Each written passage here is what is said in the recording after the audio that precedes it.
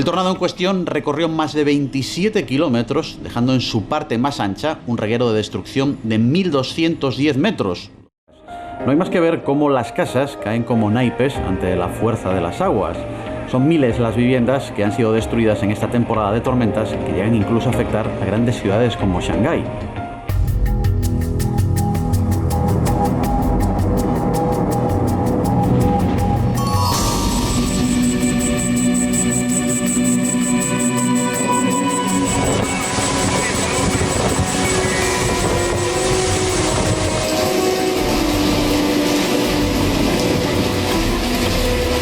Se han batido récords de precipitación durante este fuerte temporal que ha afectado en menor medida a otras partes del país. El río, que da nombre a la ciudad, se desbordó en diversos puntos de su curso, provocando importantes inundaciones que afectaron a diversas ciudades que se encuentran en su recorrido.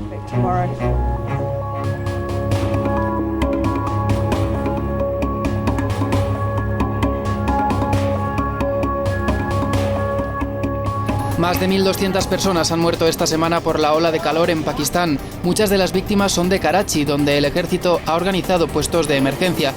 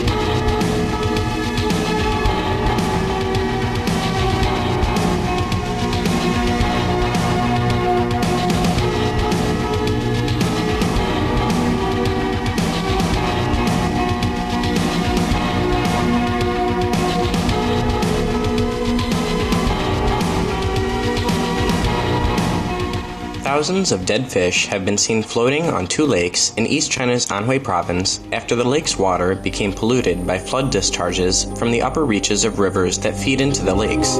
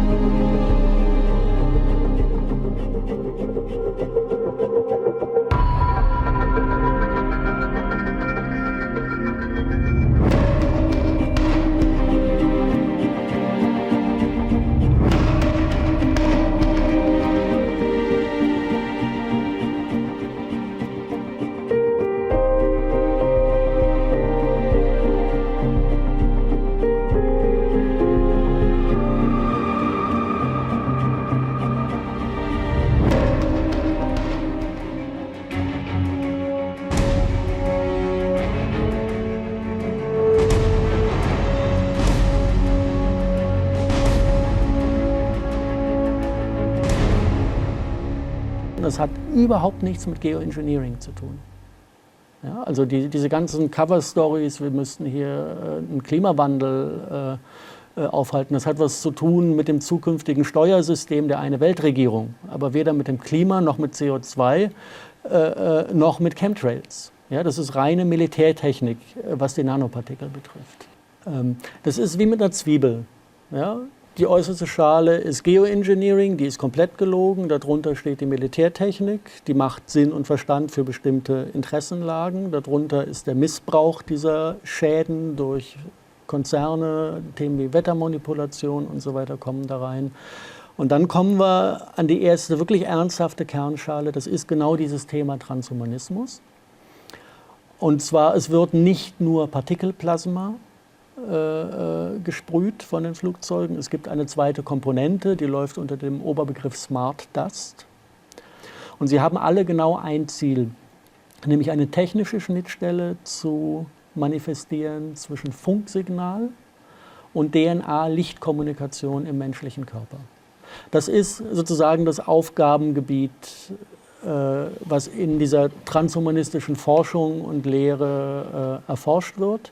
Das geht einmal in Richtung Quantencomputer, der ja auf Lichtbasis künstliche Intelligenz managen kann, aber eben auch die Anbindung von Lebewesen an Funksignale und an diese Art von künstlicher Intelligenz.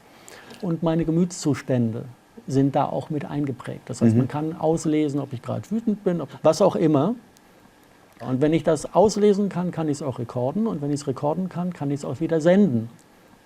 Und dann habe ich die zweite Komponente im Körper, die Funksignal, in DNA-Lichtkommunikation verwandelt. Und damit kann ich im Prinzip die eine Person wütend machen, die Wut auslesen, dieselbe Wut digitalisiert über ein Funksignal bei wem anders einspielen oder bei einem ganzen Volk synchron einspielen.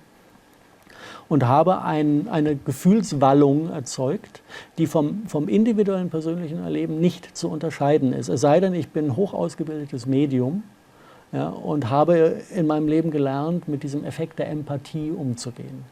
Wenn wir jetzt draußen in der Stadt rumlaufen oder eine Wanderung machen über Feld und Wald und Wiese und atmen das ein, also was passiert mit den Menschen, was passiert mit den Tieren? Alle Menschen und Tiere, die Quecksilber geschädigt sind, haben die Enden der Rezeptoren am Nervensystem blank liegen. Da gibt es so ein Gelee normalerweise, was die Nervenenden schützt. Und wenn das weg ist, also wenn ich Quecksilber im System habe, verschwindet dieses Gelee. Die Nervenenden liegen blank, die sind elektrisch, meine Nanopartikel sind elektrisch. Und wenn dann ein Funksignal kommt, dann spucken die am Nervenende Elektronen. Und wenn diese ganzen Lichtstrahlen ständig hin und her refraktiert werden, dann kann ich keinen klaren Gedanken mehr fassen. Und ich vermute, dass ein großer Teil dieser ganzen Modeerkrankungen wie Demenz und so weiter. Alzheimer. Und Alzheimer, wo man ja weiß, die haben was mit Aluminium-Nanopartikeln im Gehirn zu tun, aber der Mechanismus ist bedingt bekannt, wie das genau passiert. Und wenn man extrapoliert, die Zunahme des Autismus, dann haben wir im Jahr 2024 100% der neugeborenen Jungen Vollautisten und im Jahr 2036 100% der neugeborenen Mädchen Vollautisten. Das ist die Kurve, die wir jetzt sehen am Anfang. Und das ist nachweislich eine Kombination aus Quecksilber und Elektrosmog, weil das Quecksilber im Körper die Funkwellen, die um uns sind, genau wie das Partikelplasma im Himmel, ganz tief in den Körper reintragen. Ja, und dann macht dieser Funksalat in uns die Seele kaputt. Ja, und das Quecksilber zieht die Nerven blank und die Seele geht einfach nur noch raus. Ja, die will in eine Kinderseele, die so in so einem geschundenen Körper lebt, die will nicht in diesem Körper sein. Die zieht sich zurück in ihren Seelenraum, ja, und lässt den Körper vor sich hinnicken. Und das ist der Autismus. Ja, und keiner kann sagen, wir wollen dahin. Und kollektiv verhalten wir uns genau so, dass wir genau dorthin kommen. Wer hat hier welches Interesse? Ja. Natürlich freut sich ein Pharma-Riese, wenn er Medikamente verkaufen kann. Ja, so. Die Frage, ob der Pharma-Riese jetzt ursächlich oder verschworen mit den Dingen zusammenhängen, die auf einer anderen Seite losgetreten werden, das werden wir niemals rauskriegen. Ja. Und ich weiß, dass alle Leute, die größere Summen in die Finger nehmen, irgendwie vernetzt sind. So, und auch Rockefeller ist ja eigentlich nur ein Frontmann für Entitäten, wo irgendwann die Namen nicht mehr genannt werden dürfen. In dem Moment, wo ich so flächendeckend transhumanistisch arbeite, betrifft es mich ja selber auch. Ich denke mal, alle in dem System, von denen, die das machen, die wissen, worum es eigentlich geht. Die kriegen eine medizinische Prophylaxe, die dafür sorgt, dass sie nicht betroffen sind. Und das heißt jetzt für die Opfer, das wird so lange schlimmer werden, bis sie begriffen haben, dass sie Opfer sind, bis sie entschieden haben, es nicht mehr länger sein zu wollen und daraufhin einfach in Eigenverantwortung gehen. Ja, und sagen, nicht mehr. Ja, und das fängt dann bei jedem im Fühlen, im Denken, im Kommunizieren und im Handeln irgendwo an. Ja, und wenn flächendeckend die Menschen sagen, nein, hey, wir haben es gesehen und nicht mit uns, Punkt.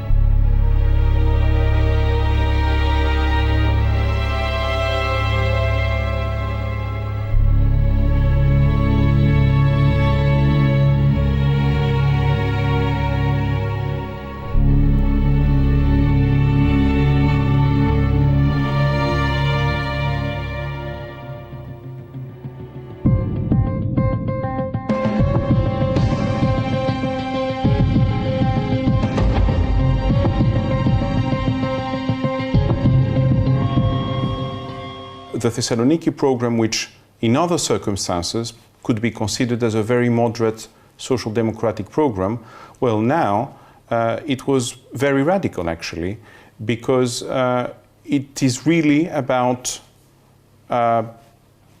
drawing a line of demarcation with austerity. Our political adversaries, expressed by the European Union, did everything they could in order this program, this specific program, supposedly moderate, not to be applied. And they succeeded, because the agreement that has been signed clearly means a total cancellation of everything that was included in this platform.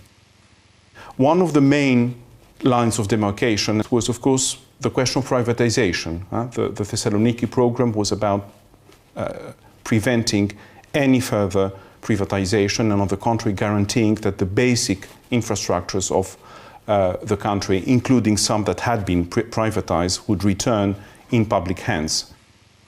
Now we know that the list of privatization was scaled up to an incredible amount, 50 billion euros. No one knows how this target can be achieved. I mean, probably the Acropolis will have to be sold, or Greek islands as well, because everyone knows that the public assets in Greece do not make up for that amount. But what is most important is that the agency that will deal with those privatization will be totally controlled by the Troika. And also, every law that will be passed in the future will have to be submitted to the Troika, which is now called the institutions, before being submitted in the Greek parliament. I mean, such a denial of Greek sovereignty, such a devaluation of any even parliamentary procedure hasn't happened even before. I mean, even during the previous governments. This framework is in its genetic code a hard version of neoliberalism. We have a complete reversal of situation. Now, the real laboratory of the hardest version of neoliberalism, perhaps globally, is Europe, not the Anglophone world or the US. So I think that the mandate of the referendum was a step forward. People said, we don't want austerity, whatever it takes, because the atmosphere of the referendum was extremely conflictual. We were in an open confrontation with the entire European Union. And the Greek people, in an overwhelming majority of 62%, said, go ahead, don't give up. What happened during those 6 months wasn't any negotiation. What is a negotiation in which the final point is much worse than the starting point, actually? It was a pure brutalization of the Greek government by the European institutions, and it's really a recolonization of Greece that is happening, and that is very systematically and consciously planned with this signed agreement. The real issue is that pensions will be reduced, wages will be even further reduced, that people who receive absolutely absurd taxes to pay, that the Greek debt will become even more unsustainable than it is currently. So these are the real issues that, what's left of a democratic functioning in this country will be destroyed for the whole years to come. But all this will, come to the surface very, very quickly. And the effect of that will be absolutely devastating. What we are entering is a period of deep political destabilization, of deep political turmoil, out of which it will be, I would say, either a radical left option or a radical right-wing option that will emerge.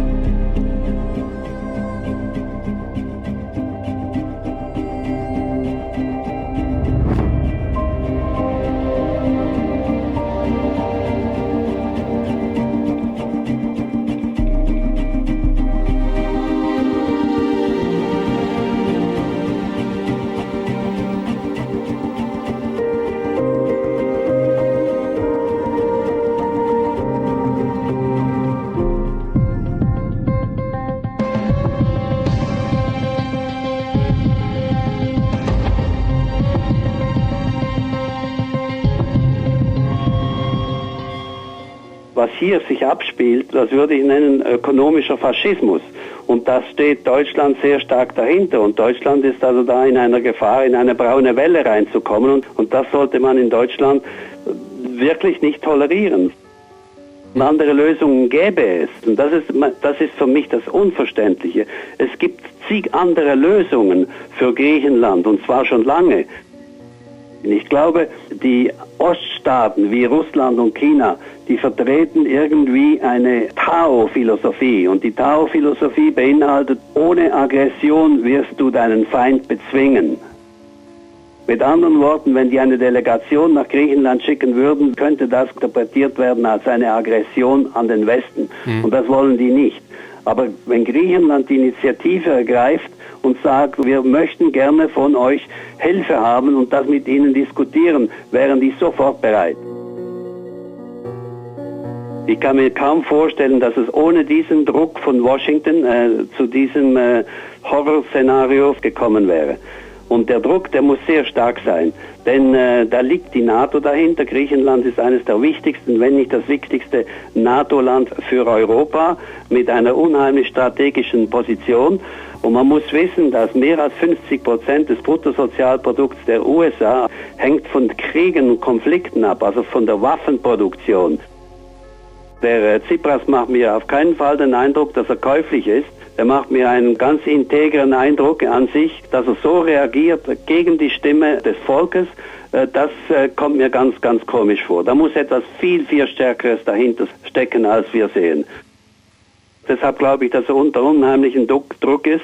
Unter Umständen ist er sogar unter Todesdruck. Es gibt ja eine ganze Geschichte von Präsidenten, die unter Druck gesetzt wurden. Falls sie sich nicht dem amerikanischen Diktat fügen, wurden sie dann tatsächlich auch umgebracht. Und dass es so ist mit Tsipras, ich weiß es nicht, ich habe keinen Beweis, aber es würde mich nicht überraschen. Und ich kann mir auch vorstellen, dass es tatsächlich um die NATO geht, um den Druck auf Russland und um ein sozialistisches Land auszuschalten, also Regime Change. Deutschland wird als das große Instrument der Amerikaner in Europa gebraucht, um Europa praktisch zu entmachten. Und solange es so Schäuble und Merkel gibt, ist das ganz einfach möglich.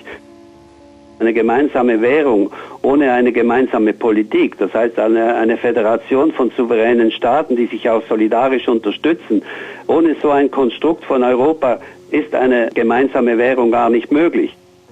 Aber das war gar nicht vorgesehen, so eine Organisation wie eine Föderation von souveränen Staaten in Europa zu haben. Ja, das Unwohlsein ist da, aber sie wissen nicht warum. Weil sie sich nicht die Mühe nehmen, da nachzuforschen. Und die Armen, also die 99%, haben es nicht fertiggebracht, in Solidarität zusammenzustehen. Die haben ja die Mittel nicht, die es zum Beispiel dem 1% möglich machen, die 99% zu manipulieren.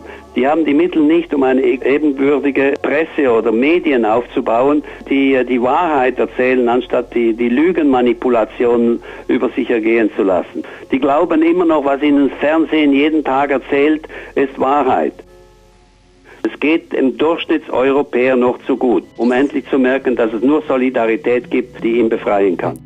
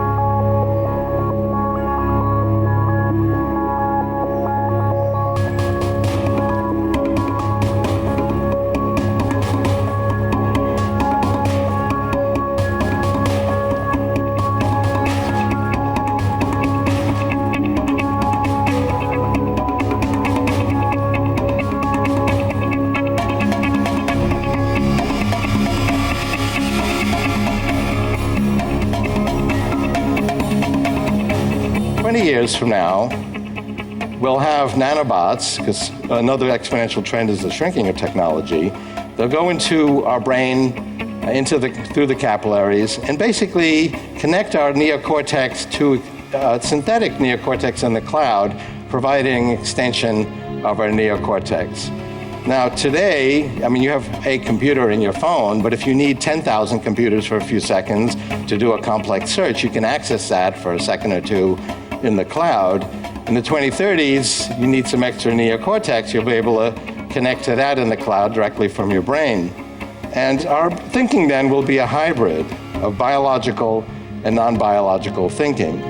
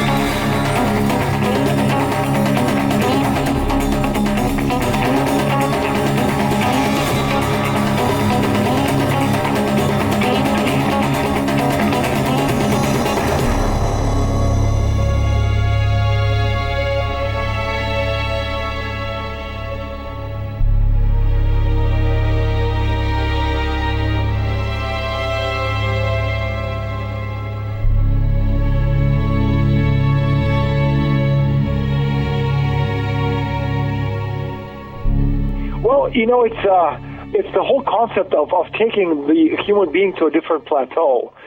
The generation of our children, you know, the kids who are 15, 16, up, 20 years old, they're the last, truly, 100% human generation of human beings on the planet Earth. Their children, in other words, my grandchildren, and their children's children, they will be transhuman. They will be post-human. They may be man-machine or women-machine or thingy-machine. They'll be cyborgs. They'll be beings who are not totally human, but they will no longer be human beings. We're standing right now at the cusp of the greatest change in the history of mankind. And transhumanism is just one part of it. The point is, we're literally is this movement, this change that will take humanity into a direction that it can't even imagine that we're going into.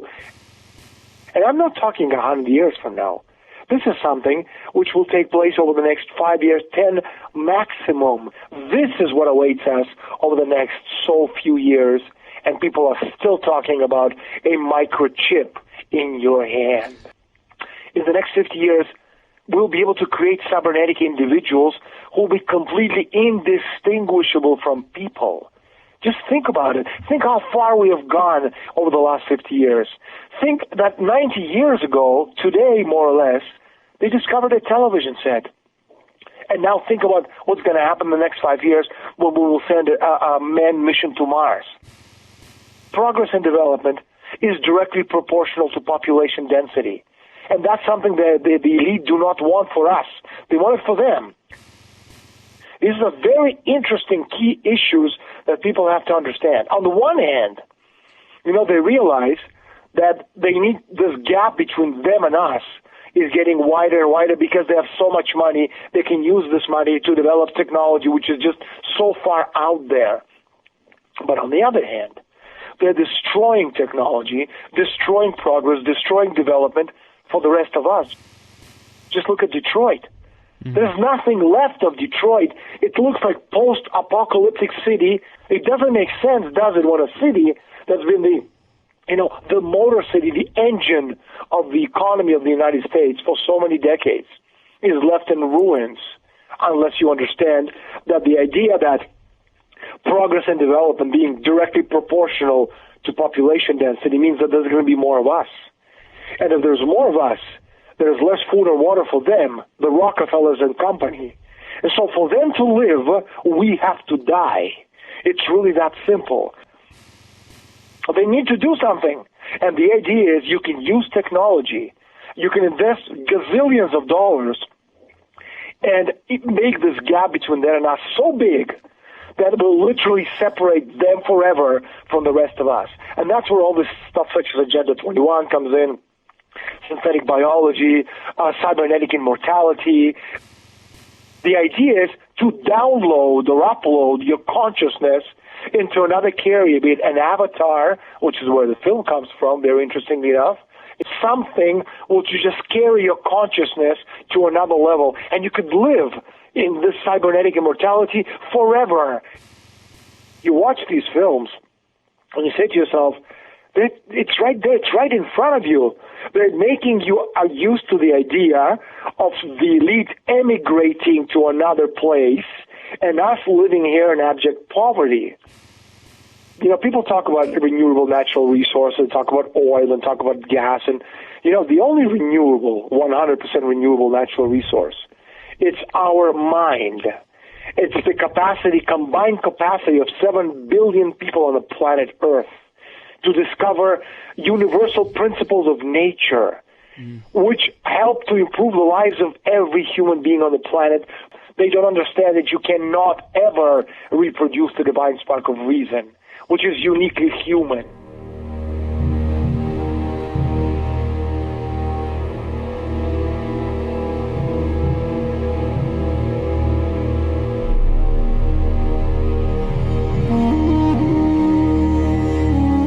They're not hypnotizing the soul at all.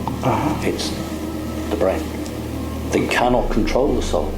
You cannot control the soul. Yeah. You can imprison the soul, but you can't destroy it or control it.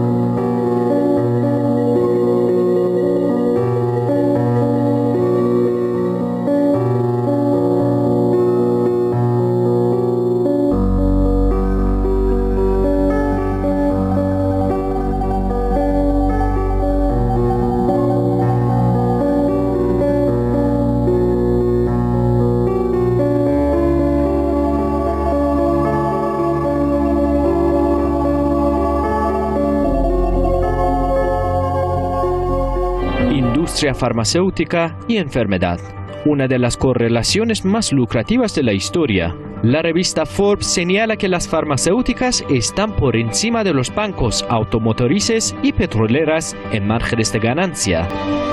Pero hay un problema. Las drogas en cuestión no son mercancía ordinaria, son productos diseñados para generar ganancias maravillosas destinadas a los bolsillos sin fin de las farmacéuticas. Aquí es donde la enfermedad es el fundamento de un mercado macabro. Los fármacos que curan no son rentables y por eso no son desarrollados por las farmacéuticas, que en cambio sí desarrollan medicamentos cronificadores que sean consumidos de forma serializada. Y a la vez mercantilizar la salud y el consumo de fármacos causa estragos. Pero esto es algo que las farmacéuticas no quieren reconocer. De hecho, el Centro de Control de Enfermedades de Estados Unidos afirma que cada día 44 personas mueren a consecuencia de sobredosis relacionadas con analgésicos, medicinas para la salud o para morir. What the pharmaceutical industry is in the business of doing is disease maintenance and symptoms management. They are not in the business to cure cancer, to cure Alzheimer's, to cure heart disease, because if they were, they would be in the business of putting themselves out of business, and that in fact doesn't make sense. Por ello, nos sorprende que en los últimos 30 años la industria farmacéutica se ha dedicado a generar trillones de dólares mediante la promoción de tratamientos para nuevas y más rentables enfermedades, en lugar de desarrollar nuevos antibióticos. Y si de capitalismo se trata, las cifras no mienten. El ingreso de esa industria fue de 390 mil millones de dólares en 2001, y en solo 12 años las ganancias se triplicaron a casi $1 billón.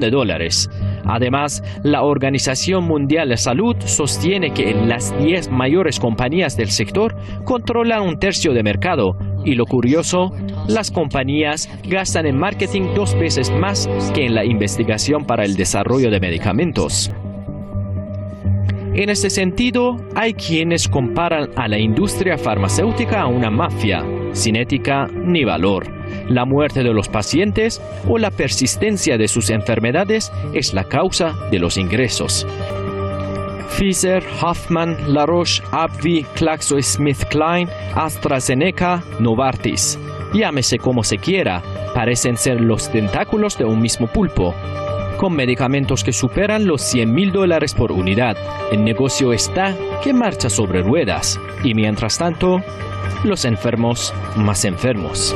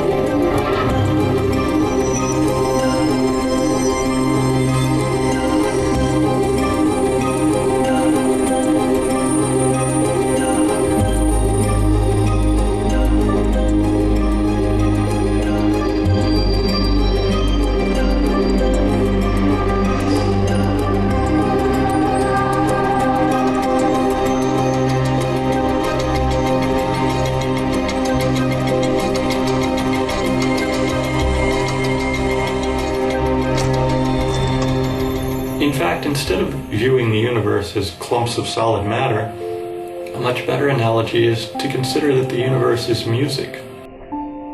That's what music is. It's a harmonious resonance, and that's what creates the universe as well. These resonating fields in a matrix within matter. And not only is the universe music, but our body is music as well. All matter is made of these harmoniously resonating energy fields. And our consciousness is enmeshed in the vibrational fields of our body, in the music of our body. In a way, you could say that our consciousness has aided in the construction of the most complex symphony known. But just like the instruments in a regular orchestra, each molecule in our bodies is also tuned. And we're tuned by the larger fields of vibration that surround us. Then there are much more subtle natural frequencies which have only recently been discovered and which may impact our state of consciousness. One of these is the Schumann resonance. The Schumann resonance is the natural electromagnetic frequency of the Earth's atmosphere, and the strongest note is around 8 Hertz. And if we are attuned to the Schumann resonance, it would have a profound impact on our state of consciousness. It's impossible for someone to be in an agitated and highly focused state when they're in a theta brainwave state. It's impossible for someone to be calm and meditative when they're in a beta brainwave state. Another strong natural resonance which surrounds us and we never consider is sunlight itself. It has a frequency. And you'll notice when people are sad or depressed, what do? They enclose themselves in a small stuffy room and they draw the curtains. They've put themselves into a low light, low ion environment because I believe their consciousness is actually attuned to those frequencies. Just like they put on sad music because their consciousness is attuned to that particular frequency of music. And when people are happy, what do? They go out in the bright sunshine, near the surf, near a waterfall, somewhere that's a high ion, high light environment. Again, because their consciousness is attuned to those frequencies, just like their consciousness is attuned to the happy music they listen to when they're in a good mood. But I wanted to point out just how fundamentally we are attuned to these natural frequencies and how they affect our state of consciousness and how we can lose our tuning. Just like a musical instrument loses its tuning if we're taken out of these natural frequencies for long enough. Because once you understand the concept that your consciousness is attuned to these natural frequencies, you can become more aware of it, just like a musician who picks up an instrument and knows whether it's in tune or not. But just as a general baseline, you will notice that when you're out in nature in a more natural energy environment, the one that we evolved in for hundreds of millions of years, you have a different state of consciousness than when you're indoors in an artificial environment. And by understanding that fundamental baseline, you can recognize when you're out of tune. But once you're more aware of this concept, you can recognize when you lose your natural tuning and the effect that that has on your state of consciousness.